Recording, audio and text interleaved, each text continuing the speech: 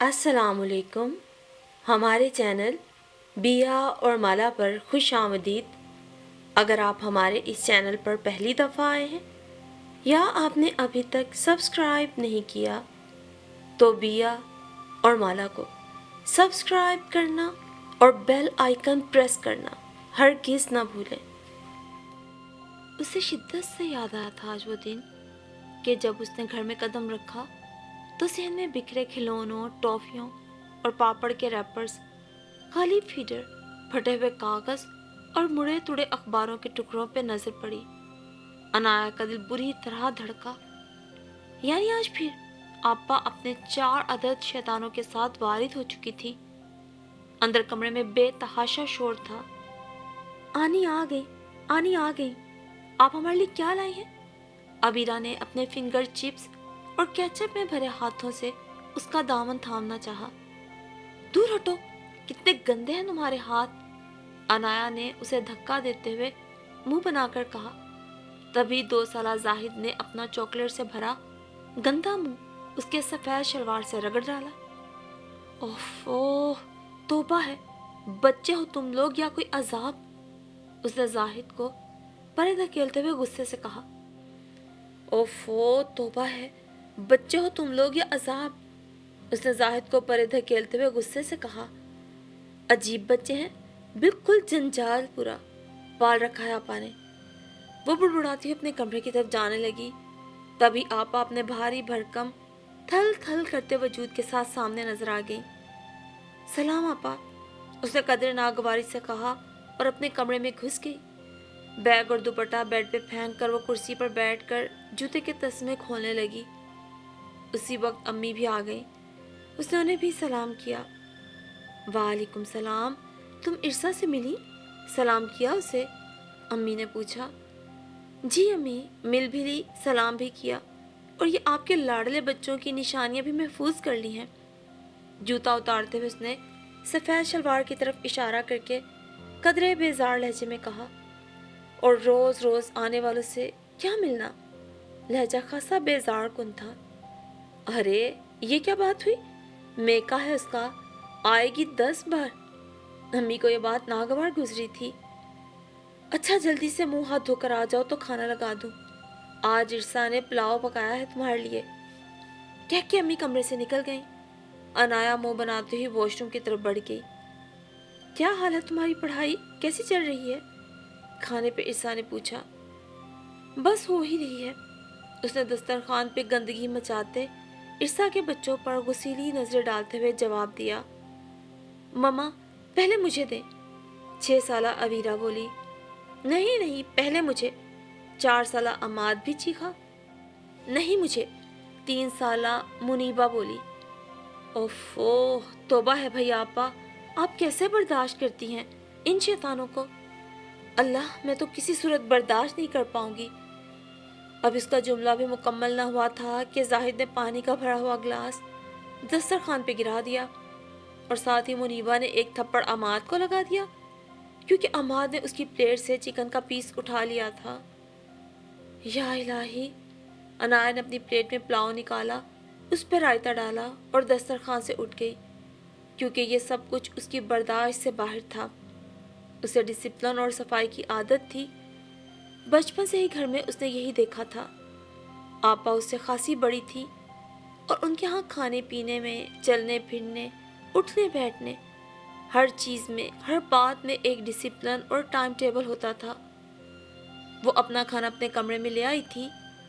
ऐसा लगता है कि ये बच्चे कैद में रहते हैं, तभी यहाँ आकर इतना हंगामा मचाते हैं जैसे जंगल से छूट कर आए हों। जब तुम्हारे होंगे ना तब पता लगेगा। कमरे से निकलते निकलते उसने आपा की आवाज़ सुनी थी। अल्लाह ना करे, वो दिल ही दिल में कहती हुई निकल गई थी। खाना खा के वो बर्तन रख कर आई तो अबीरा और अम्माद आ गए। आनी, हमें कंप्यूटर पे गेम लगा दें। जी नहीं, लास्ट टाइम तो लोगों ने मेरा कंप्यूटर ख़राब कर दिया था। पूरा हफ्ता लगा था तब जाके ठीक हुआ। जाओ, मैं नहीं लगाती। उसने साफ इनकार कर दिया। बच्चे मुंह बनाकर कमरे से निकल गए। अनाया इस बात से तंग आ चुकी थी कि इरसा जब देखो अपने 4 अदद शैतान बच्चों के साथ आ धमकती थी اور وہ اچھے بھلے گھر کی سیٹنگ بگاڑ کے رکھ دیتے. ہر چیز الٹ پلٹ توڑ پھوڑ، گھر کا نقشہ ہی بگڑ جاتا. اور پھر رات کو جب عرصا اپنے گھر واپس جاتی تب انایا سکھ کا سانس لیتی. امی، آپا کو اپنے گھر میں سکون نہیں ملتا کیا؟ ہر دوسرے دن چلی آتی ہیں. اور امی، آپا کی کیا درگت بن گئی ہے؟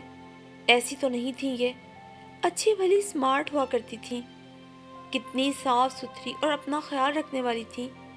مگر اب 4 دن کپڑے نہیں بدلتی، کنگھا نہیں کرتی، ہر بچے کی پیدائش پہ 5 کلو وزن بڑھا کر توپ بن گئی ہیں بالکل. اپنا خیال نہیں رکھتی، نہ احمر بھائی کا. ہر دوسرے دن ہمارے یہاں آ جاتی ہیں تو ان کا خیال کون رکھتا ہوگا؟ اور بھی تو لڑکیاں ہیں جو اپنے سسرال میں خوش رہتی ہیں، ان کے 3 4 بچے ہیں، مگر کوئی ایسا تو نہیں ہو جاتا نا. چپ کرو تم، امی اسے خاموش کروا دیتی. بہت بولنے لگی ہو. تو وہ کاندھے اچکاتی.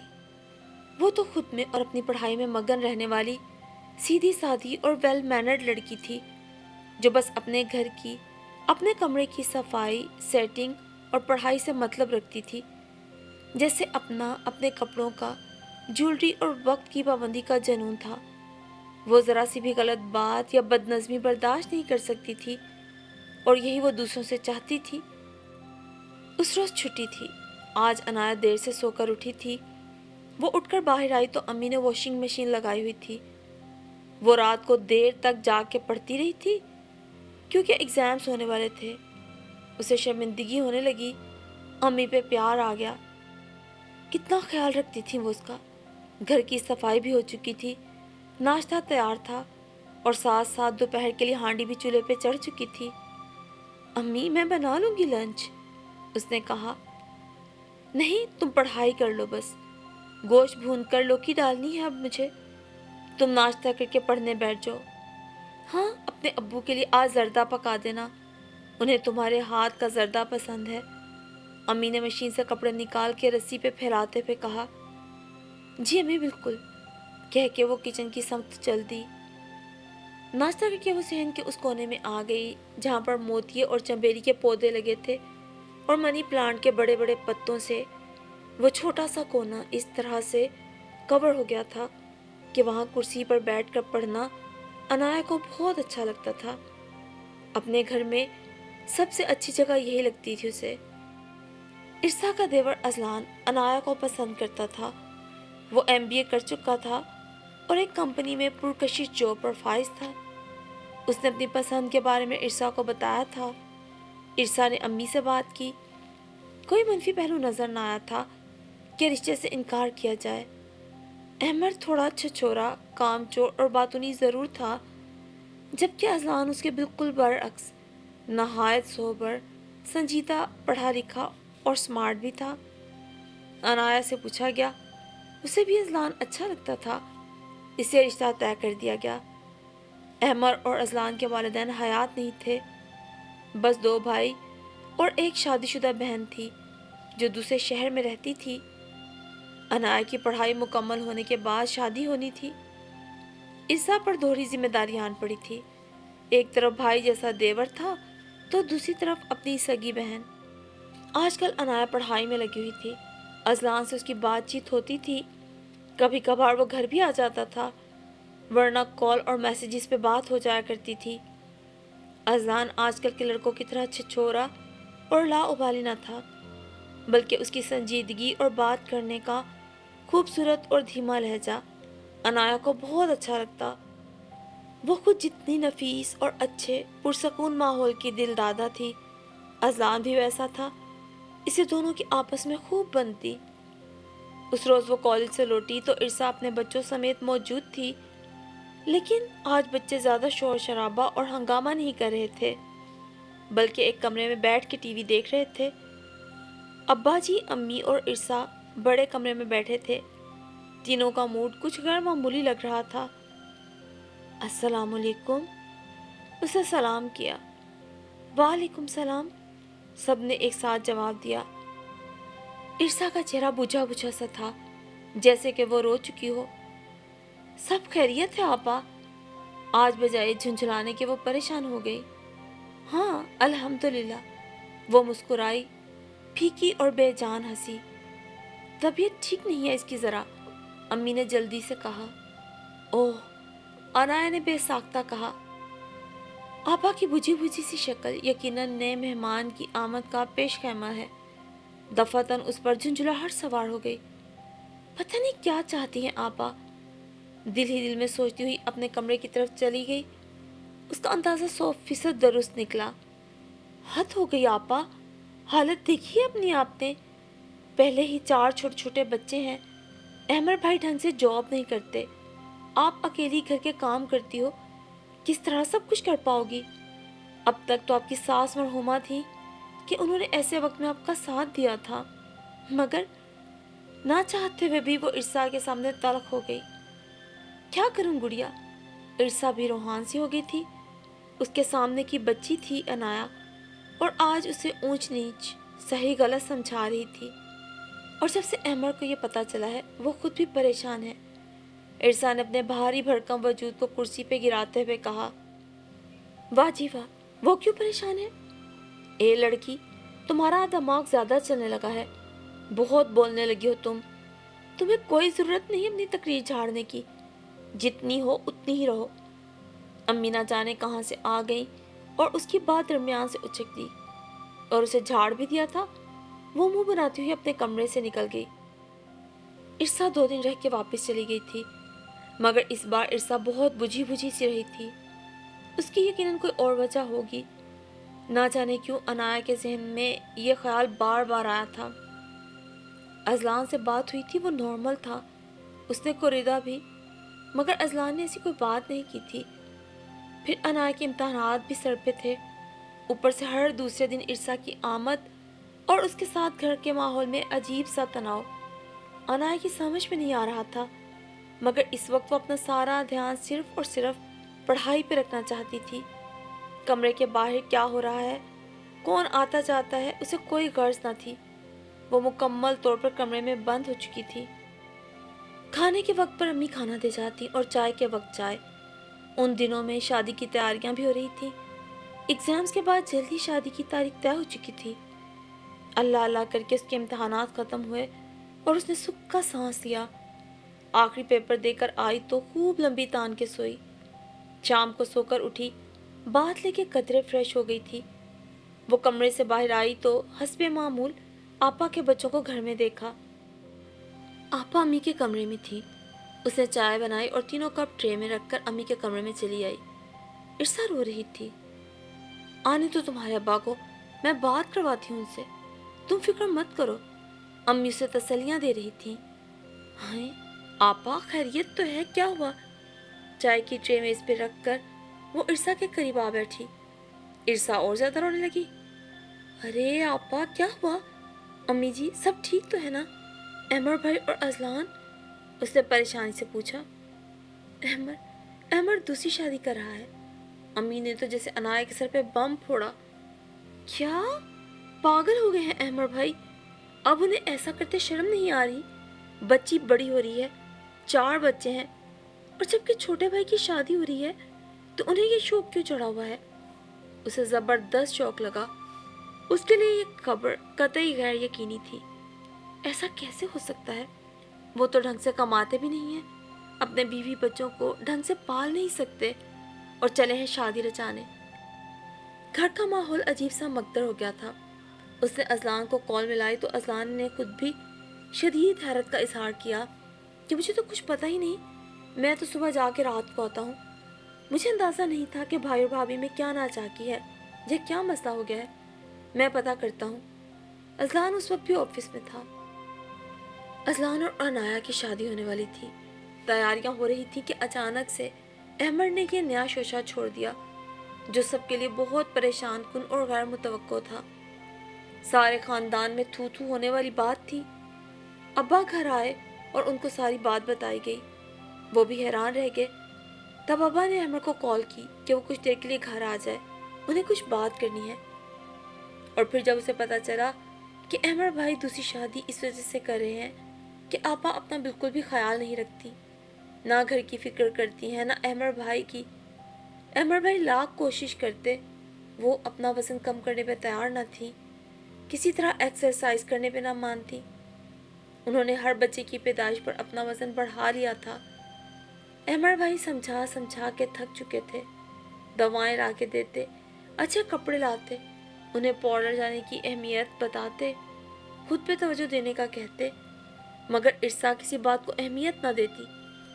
हर वक्त घर के काम, बच्चों का रोना रोती रहती, या फिर उनसे झगड़ा करके मैके आ जाती। वो सारा इल्ज़ाम अहमद भाई को देती कि मैं शादी से पहले कितनी स्मार्ट थी, मगर बच्चों की वजह से मैं कैसी बेडौल और बेतुकी हो गई हूँ। गर्ज ये कि दोनों एक दूसरे से नालां थे। छोटी छोटी बातें बढ़ती गई और नौबत यहाँ तक आन पहुंची थी। यहाँ पे गलती किसकी थी? जिसकी भी थी, अब अहमद हर सूरत दूसरी शादी करना चाहते थे। अब्बा जी ने समझाया, आपा रोई धोई, मगर उन पे तो धुन सवार थी। बहरहाल अजलान ने सुना तो वो भी हैरत ज़दा रह गया। इरसा नाराज़ होकर यहाँ आ गई थी, उधर अहमद भी नाराज़ थे। अजलान बेचारा शदीद टेंशन का शिकार था। उसे ये डर था कि कहीं अहमद की वजह से उसका और अनायत का रिश्ता भी खटाई में ना पड़ जाए। अजलान ने भी भाई को समझाना चाहा, मगर अहमद पे तो कोई बात भी असर नहीं कर रही थी। बस यही कहता कि इरसा खुद अपने हाथों से ये नौबत लेकर आई है। अगर वो चाहती तो आज भी स्मार्ट और जाज़िबे नज़र बन सकती थी, मगर उसने कभी मेरी बात को अहमियत नहीं दी। माना कि बच्चों के बाद लड़की में तब्दीली हो जाती है, मगर उसका ख्याल रखना हर औरत का फ़र्ज़ है। अपने लिए ना सही, अपने शौहर के लिए ऐसा करना चाहिए, मगर हमारी औरतें इन बातों पर तवज्जो नहीं देती, जो उनके लिए नुकसानदेह साबित होता है। अनाया भी परेशान थी। नतीजा ये निकला कि अजलान भी भाई से बददिल हो गया और उसने नया फ्लैट ले लिया, ताकि शादी के बाद अनाया को अलग रख सके, क्योंकि इरसा पहले ही मैके में थी और अहमद और अजलान एक साथ थे। अब अहमद घर में तन्हा रह गया था। हालात ने अजीब सा बेतुका रुख इख्तियार कर लिया था। इरसा जितनी खुशी खुशी तैयारियां कर रही थी, एकदम ही बुझ सी गई। बच्चे अलग सहमे सहमे से रहने लगे थे। तय ये पाया कि अजलान और अनाया की शादी सादगी से कर दी जाए, क्योंकि इस सारे मामले में अजलान का कोई कसूर न था और वो तो खुद इस सूरत हाल से परेशान था। उधर अनाया को नई सोच और फिक्र ने परेशान कर रखा था। वो दिन रात अजीबो गरीब बातें सोचती रहती और आने वाले दिनों को लेकर खासी परेशान रहती। आखिर खानदान के कुछ बुजुर्गों और कुछ लोगों की मौजूदगी में नहायत सादगी से अजलान और अनाया की शादी हो गई। अहमद भी शरीक हुआ, मगर मेहमानों की तरह। ईसा यहीं पर थी। अहमद ने शादी भी नहीं की थी और घर में अकेला ही रह रहा था। अनाया रुखसत होकर अजान के फ्लैट में आ गई। अजान बहुत अच्छा और डिसेंट इंसान था। उसने बहुत प्यार और एतमाद के साथ जिंदगी के नए सफ़र का आगाज़ किया। अजलान, एक बात कहूँ? एक रोज़ अनाया ने अजलान से पूछा। एक नहीं, 100 बातें कहो, अजलान ने मखमूर लहजे में कहा। आप वादा करो मेरी बात मानोगे? अरे यार, आज हमारी शादी हुई है और आज तुम ऐसा कौन सा वादा लेने जा रही हो? अजलान ने डरने की एक्टिंग करते हुए कहा। अजलान, मैं संजीदा हूँ, प्लीज़। खैर तो है अनाया, जो कहना है खुलकर कहो। आप भी कहीं अहमद भाई की। अरे पागल हो गई हो क्या? अजलान ने उसका जुमला मुकम्मल होने से पहले ही काट दिया। आज के दिन ये क्या फजूल और बेतुकी बात करी हो तुम? अल्लाह ना करे कि कभी ऐसा हो कि तुम इरसा भाभी की तरह हो और मैं अहमद भाई की तरह रिएक्ट करूं। अपने दिल से फजूल का चांद निकाल दो। उसने अनाया को तसल्ली दी तो वो मुतमईन हो गई और फिर जिंदगी के खूबसूरत दिन शुरू हो गए। दोनों ने अपनी जिंदगी की इब्तिदा मोहब्बत के वादों और लतीफ़ जज्बात और एहसासात के साथ की। दोनों बहुत मुतमईन, मसरूर और शादां थे। दोनों सुबह नाश्ते के लिए अम्मी के घर ही चले गए। इर्सा भी बज़ाहिर खुश नजर आ रही थी, मगर उसे देखकर अनाया को अजीब सा एहसास हो रहा था। अम्मी अब्बा जी भी खुश थे, बहुत आओ भगत कर रहे थे। सारा दिन दोनों वहीं रहे और फिर उसी शाम चंद दोस्तों और रिश्तेदारों के लिए अजलान ने दावत वलीमा का एहतमाम किया।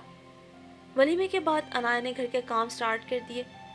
अजलान ने लाख कहा कि काम करने के लिए मासी रख लेते हैं, मगर अनाया किसी सूरत इस बात पे राज़ी न हुई। اسے خود سے گھر سجانا، سنوارنا، صاف ستھرا رکھنا اور ڈسپلن کی عادت تھی، اس لیے کسی کی مداخلت کہاں پسند تھی۔ اس لیے وہ اپنی تمام تر کوششوں سے گھر سجانے سنوارنے میں لگی رہتی۔ ہر چیز صاف ستھری، نکھری نکھری اپنی جگہ پہ رکھنا اسے اچھا لگتا تھا۔ بہت اچھی اور مطمئن زندگی کی ابتدا ہو چکی تھی۔ دونوں اپنی اپنی جگہ ایک دوسرے کے ساتھ تعاون کرتے۔ اکثر شام کو اذلان کے آفس سے آنے کے بعد وہ لوگ امی کے ہاں چلے جاتے۔ وہاں جا کر اسے الجھن سی محسوس ہوتی۔ آپا کے بچے، گندا گھر، بکھری ہوئی چیزیں، بے ترتیبی، یہ سب کچھ اسے بالکل اچھا نہیں لگتا۔ سو وہ جلد ہی واپس آ جاتی۔ دھیرے دھیرے دن گزرتے رہے۔ ان کی شادی کو 5 ماہ کا عرصہ گزر گیا تھا۔ ارسا ابھی تک میکے میں ہی تھی، حالانکہ احمد بھائی نے شادی بھی نہ کی تھی۔ اس روز اذلان نے عنایا کو کال کی کہ رات کو میرے دوست کی فیملی ہمارے گھر پہ آ رہی ہے، تم ذرا اہتمام کر لینا۔ عنایا نے خوش دلی سے اوکے کہہ دیا۔ اذلان کو دم کا قیمہ اور کباب پسند تھے۔ اس نے شام کے لیے دم کا قیمہ، کباب، بریانی، قورمہ اور ٹرائفل بنا لیا۔ اذلان کے دوست فیضان اپنی بیوی ارسلہ اور 3 بچوں کے ساتھ آئے تھے۔ اوفو، بچوں نے تو ہنگامہ مچا کے رکھ دیا تھا۔ ہر چیز الٹ پلٹ ہو گئی تھی۔ ایک قیمتی کانچ کی پلیٹ اور ایک امپورٹڈ گلاس توڑ دیا۔ کارپیٹ پر ٹرائفل کا بال گرا دیا۔ اس کی بیڈ شیٹ پہ پانی کا بھرا گلاس انڈیل دیا۔ 2 گھنٹے میں اس کا چھوٹا سا گھر مچھلی بازار کا نمونہ پیش کرنے لگا۔ عنایا نہ چاہتے ہوئے بھی بار بار جھنجھلاہٹ کا شکار ہو رہی تھی۔ اسے کہاں عادت تھی یہ سب کچھ برداشت کرنے کی۔ فیضان بیچارہ شرمندہ ہوا جا رہا تھا۔ سوری بھابھی، آئی ایم سوری، میرے بچے بہت شریر ہیں۔ کوئی بات نہیں، اس نے زبردستی مسکرا کے کہا۔ مگر بھابھی، بچوں کے بغیر گھر بھی تو گھر نہیں لگتا۔ اور ہاں اذلان بھائی، بس اب آپ بھی تیاری پکڑیں، 5 ماہ ہو گئے ہیں شادی کو، جلدی جلدی ہمیں بھی 2-4 بچوں کا چاچو بنا دو یار۔ فیضان نے باتوں کے دوران ہنستے ہنستے اذلان کو چھیڑنے والے انداز میں کہا، تو اذلان بھی ہنس دیا۔ ہاں جی، انشاءاللہ ضرور۔ ہائے اللہ نہیں، بے ساختہ عنایا کے منہ سے نکلا۔ اس کی نگاہوں کے سامنے ارسا کا بھاری بھرکم وجود اور چلبلے شرارتی ill mannered بچے آ گئے جو کہ اس کی برداشت سے باہر تھے۔ یہی وجہ تھی کہ اسے بچے سخت برے لگتے تھے۔ پھر فیضان اور ارسلہ رات دیر تک واپس لوٹے۔ اذلان انہیں چھوڑ کے آیا تو عنایا منہ پھلائے چیزیں سمیٹ رہی تھی۔ حد ہو گئی، کیسے بدتمیز اور ill mannered بچے ہیں، ناک میں دم کر کے رکھ دیا، کوئی چیز نہیں چھوڑی۔ ڈنر سیٹ اور ٹی سیٹ کا ستیہ ناس ہو گیا۔ بیڈ شیٹ پہ پانی کا اتنا بڑا سا دھبا ڈال دیا۔ توبہ ہے، عجیب شیطان صرف بچے تھے۔ اس کا سارا غصہ اذلان کے سامنے نکلا۔ اذلان اس کی جھنجھلاہٹ پہ ہنس پڑا۔ ارے یار، بچے تو ایسے ہی ہوتے ہیں، تم اتنی ٹینشن مت لیا کرو۔ کیسے نہ لوں؟ وہ بدستور غصے میں تھی۔ اس لیے کہ کل کو ہمارے ہاں بھی تو 4-5 بچے ہو جائیں گے، تب تو یہ ترتیب، یہ سیٹنگ، یہ سجاوٹ، یہ سب کچھ اسی طرح نہیں رہے گا نا۔ اذلان نے پیچھے سے آ کر اسے تھام کر خود سے لگاتے ہوئے پیار بھرے لہجے میں کہا۔ اذلان پلیز، اسے خود کو چھڑاتے ہوئے سخت اور ترش لہجے میں کہا۔ کیا پلیز یار؟ اچھا چلو میں کر دیتا ہوں تمہارے ساتھ صفائیاں، پلیز کول ڈاؤن۔ اذلان نے اس کا موڈ ٹھیک کرنے کے لیے اسے پیار سے بہلایا۔ وہ واقعی بہت غصے میں تھی۔ بات آئی گئی ہو گئی۔ اس روز اذلان نے اس کی بات کو سیریس نہیں لیا۔ کچھ دن گزرے۔ اب دوست احباب اکثر سے چھیڑتے کہ یار کب گڈ نیوز دوگے، کب ہمیں چاچو بناؤ گے، کب مٹھائی کھلاؤ گے۔ اذلان کو بھی احساس ہونے لگا۔ اس روز آفس سے آتے آتے اذلان خوبصورت سا بچے کا پورٹریٹ لے آیا اور اسے کمرے میں لگا دیا۔ یہ کیا؟ عنایا چائے لے کر آئی تو اس نے پورٹریٹ دیکھ کے پوچھا۔ ارے یار، بچہ ہے اور کیا، کتنا کیوٹ سا ہے، انشاءاللہ ہمارا بیٹا بھی ایسا ہی ہوگا۔ اذلان نے شریر نظروں سے اسے دیکھتے ہوئے کہا۔ ضروری ہے کیا کہ ہمارے بھی بچے ہوں؟ عنایا کے بے تکے سوال پر اذلان نے چونک کر اسے دیکھا۔ یہ کیسی فضول بات کی تم نے؟ کیوں، اس میں کیا فضولیات ہیں؟ عنایا، یہ کیسا مذاق ہے؟ اگر یہ مذاق ہے تو بہت بھونڈا اور ناقابل برداشت مذاق ہے۔ اذلان کا لہجہ سلگ گیا تھا. کیوں؟ کیا جن کی اولادیں نہیں ہوتی وہ لوگ اچھی زندگی نہیں گزارتے؟ عنایا نے بھی تیکھے لہجے میں پوچھا. ہاں نہیں گزارتے وہ اچھی زندگی. بہت بڑی کمی ہوتی ہے ان کی زندگی میں. ان کا گھر ویران اور اداس رہتا ہے. بچے تو محبتوں کے امین ہوتے ہیں، گھر کی رونق اور دل کا سکون ہوتے ہیں، ماں باپ کی محبت کی نشانی ہوتے ہیں. ان کے معصوم کہکوں میں زندگی پنہاں ہوتی ہے. ان کے ساتھ گزرا ایک ایک پل یادگار رہتا ہے.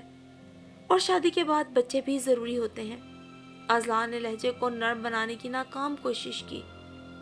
اور ہاں، جب بچے پہلی بار ماں باپ کا نام لیتے ہیں تو جو سرور اور لذت ماں باپ کو محسوس ہوتی ہے اس کی تو مثال ہی نہیں ملتی. اوفو اذلان، پلیز بند کرو یہ بچہ نامہ. وہ بری طرح جھنجھلا گئی. بچہ نامہ؟ مطلب کیا میں نے کوئی انہونی بات کہہ دی جو تمہیں اتنی بری لگ گئی؟ انہونی بات تو تم کر رہی ہو. عنایا کی بات پہ اذلان نے غصے سے کہا. تم نے تو سارے فائدے گنوا دیے ہیں، اس کے جو منفی اثرات ہوتے ہیں وہ کہاں گئے؟ منفی اثرات؟ کون سے منفی اثرات ہیں بھلا؟ پلیز اذلان ابھی چپ ہو جاؤ تم. میرے سر میں شدید درد ہو رہا ہے. اس بات کو نا فی الحال ختم کر دو. عنایا نے اپنا سر تھام کر بیزار لہجے میں کہا. اوکے. اور پھر اذلان غصے سے کمرے سے باہر نکل گیا. اس روز کے بعد سے ان دونوں میں غیر محسوس طریقے سے سرد جنگ کا آغاز ہو چکا تھا. اب تو امی اور ارسا بھی دبی دبی زبان میں اسے اس بات کا احساس دلانے لگی تھی کہ اسے ماں بن جانا چاہیے. سو اسے وہاں جانا بھی کم کر دیا. آئے دن کے چھوٹے چھوٹے جھگڑے ہونے لگے.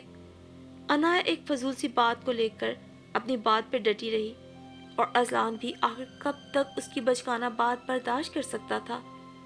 اس روز بات کچھ زیادہ ہی بڑھ گئی. عنایا نے صاف کہہ دیا کہ اسے بچے سخت ناپسند ہیں.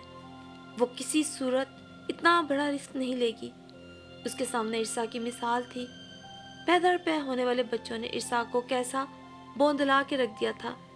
جسم الگ بے ڈول ہو گیا. اسے اپنا ہوش تک نہ رہا. بچے الگ ری ری کرتے رہتے. ایک روتا تو دوسرے کو بھوک لگ جاتی، تیسرے کی نیپی گیلی ہو جاتی تو چوتھا گر جاتا. اوفو، ارسا پاگل ہو جاتی. نہ اپنا خیال رکھ پاتی نہ گھر کا. گھر الگ گندا رہتا، زندگی الگ اجیرن. نہ رات کو نیند پوری ہوتی نہ دن کو سکھ چین نصیب ہوتا. عورت پاگل ہو کے رہ جاتی ہے گھر، بچوں اور شوہر کے درمیان. بچوں میں لگ کر شوہر کی طرف دھیان ہی نہیں دے پاتی تو شوہر احمد بھائی کی طرح ادھر ادھر منہ مارنا شروع کر دیتے ہیں. اور وہ کسی صورت ان مسائل اور الجھنوں کا شکار نہیں ہونا چاہتی تھی. وہ اور اذلان بہت اچھی، خوشگوار اور مطمئن زندگی گزار رہے تھے. مگر اب اذلان بدل رہا تھا. بقول اس کے اذلان کو عنایا سے زیادہ بچے پسند تھے. اس روز لڑائی اچھی خاصی بڑھ گئی تھی. ٹی وی پہ کوئی ڈرامہ چل رہا تھا جس میں ماں کے بارے میں بتایا جا رہا تھا. دیکھو عنایا، ماں کے قدموں کے نیچے جنت ہے اور تم اس جنت کو کیوں گنوانا چاہتی ہو؟ اذلان، ہر بار ایک ہی بات لے کر مجھے کیوں دکھی کرتے ہو؟ کیوں میری چڑ بنا لی ہے تم نے؟ نہیں چاہیے مجھے جنت، وہ دو ٹوک لہجے میں بولی. مگر مجھے چاہیے اس گھر کے لیے رونق اور ننھے منھے بچوں کی کلکاریاں. اذلان کا لہجہ بھی ایک دم دو ٹوک ہو گیا. یعنی تمہیں میری نہیں صرف بچوں کی ضرورت ہے؟ عنایا نے نگاہیں ترچھی کر کے ترش لہجے میں کہا. مجھے تمہاری ضرورت کیوں نہیں ہوگی؟ پاگل ہو گئی ہو تم؟ کیا بیکار کی ضد لگا رکھی ہے تم نے؟ دنیا کی ساری عورتیں ارسا بھابھی کی طرح تو نہیں ہو جاتی نا.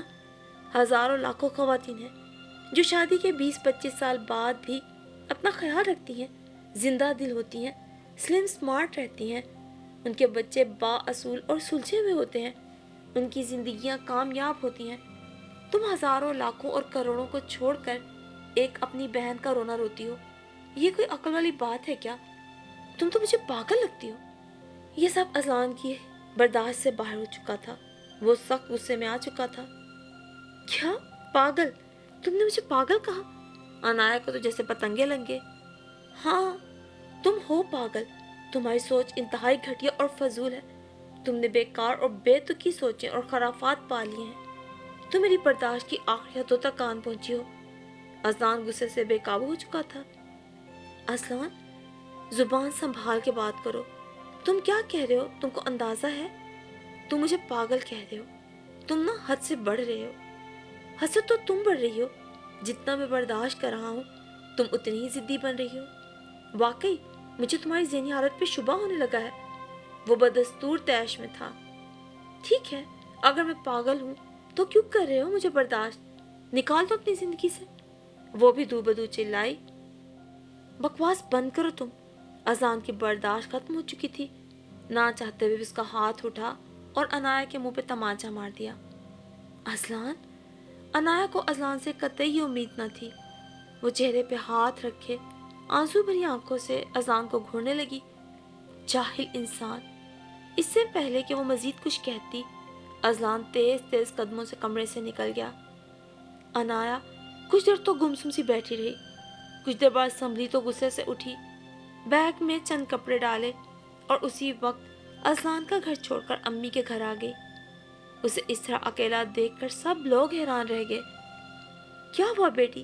خیریت تو ہے نا؟ ابا جی بھی پریشان ہو گئے، امی بدحواس ہو گئی۔ ابا جی؟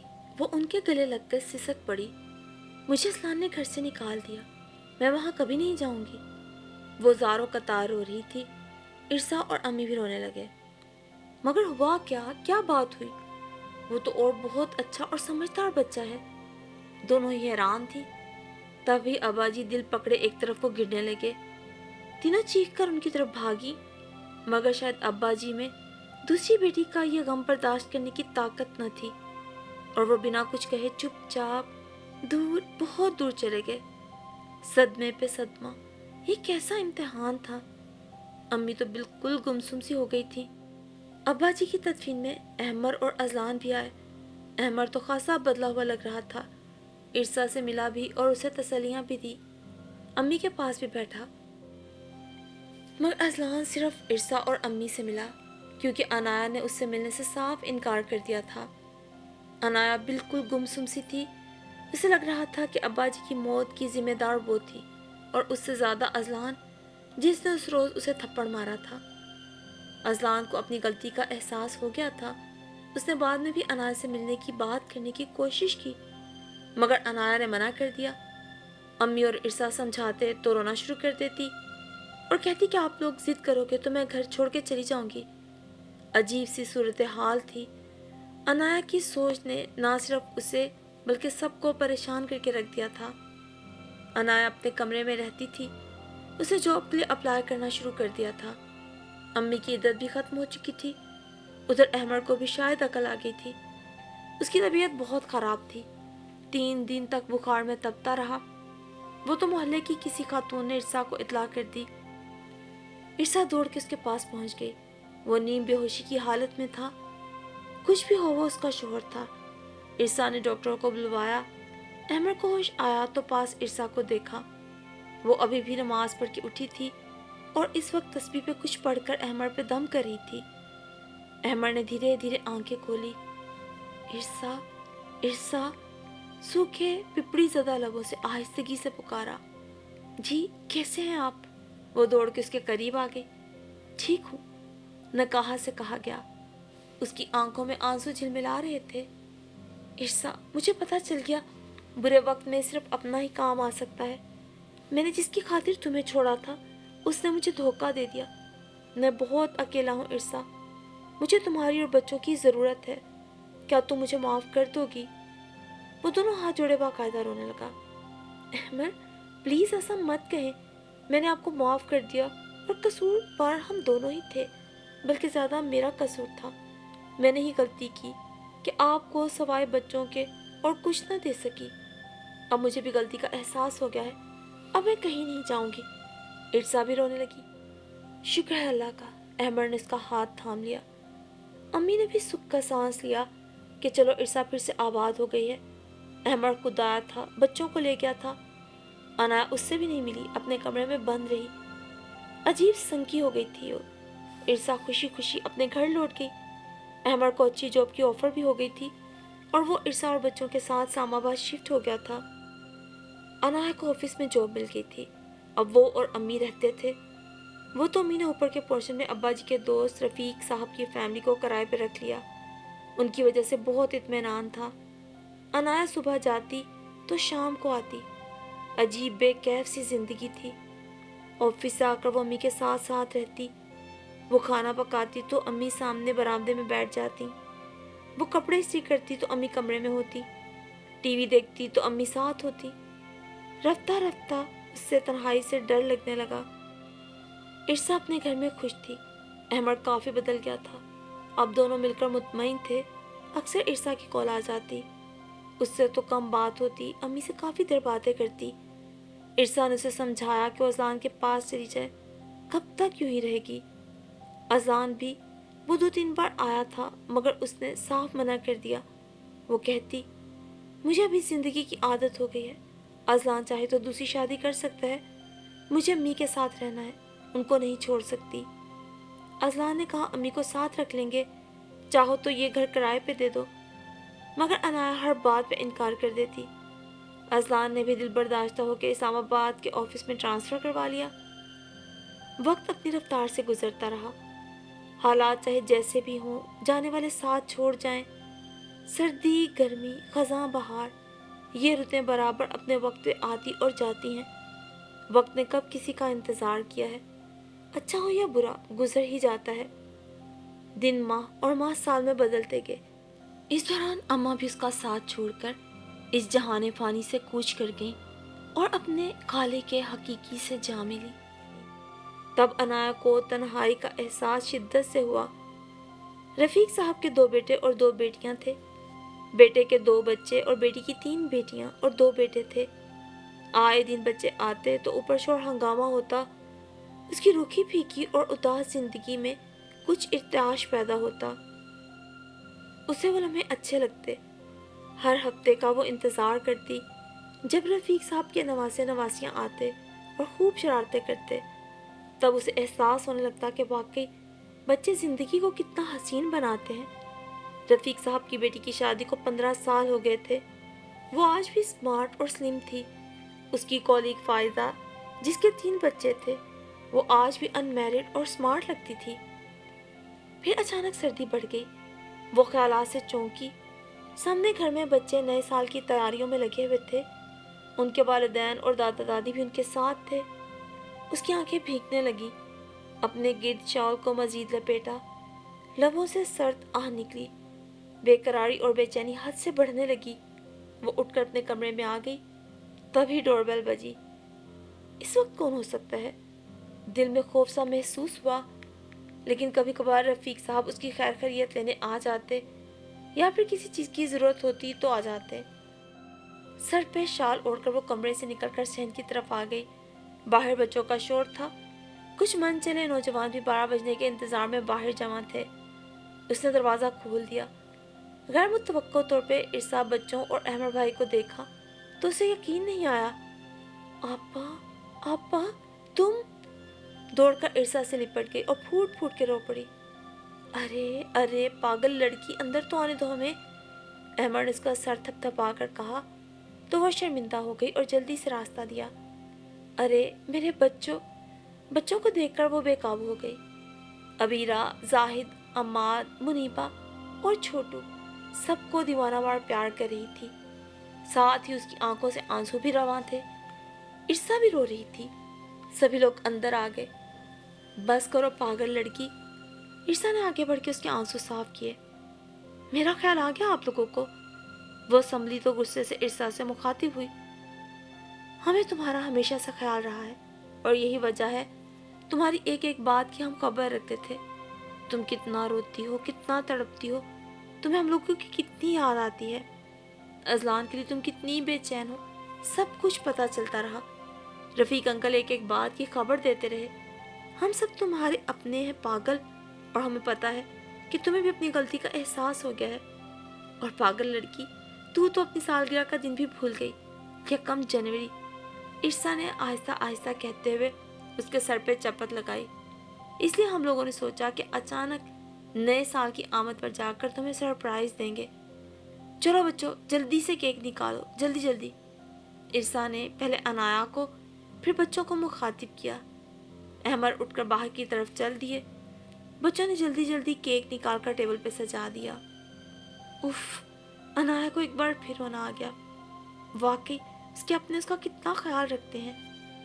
چلو بھائی جلدی کرو، کیک کاٹو، دیکھو نا 12 بجنے والے ہیں، عرصا نے کہا۔ تبھی احمر کمرے میں داخل ہوا اور میری طرف سے ایک گفٹ۔ احمر کی آواز پہ وہ پلٹی تو اس کے پیچھے اذلان کھڑا تھا، ہنستا مسکراتا، ویسا ہی فریش تر و تازہ۔ یا اللہ، انایا سے اتنی ساری خوشیاں سنبھالی نہیں جا رہی تھی۔ اللہ نے اس پر مہربانیوں کی بوچھاڑ کر دی تھی۔ اس کے اپنے اس کے ساتھ تھے، جن کی محبتوں کے لیے وہ کتنا ترس رہی تھی۔ تبھی گھڑی نے 12 بجائے، باہر نئے سال کا جشن منایا جا رہا تھا۔ وہ اذلان کا ہاتھ تھام کر کیک کاٹ رہی تھی۔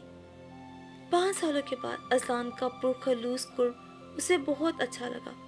وہ نگاہوں میں بے تحاشا شرمندگی لیے ہوئے تھی، مگر اذلان تو جیسے سب کچھ بھول کر صرف اور صرف محبتیں لے کر واپس لوٹا تھا۔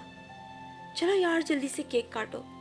اذلان نے اس کو چونکا دیا تو وہ مسکرا کے کیک کاٹنے لگی۔ چاروں طرف سے تالیوں کی آوازیں آ رہی تھیں۔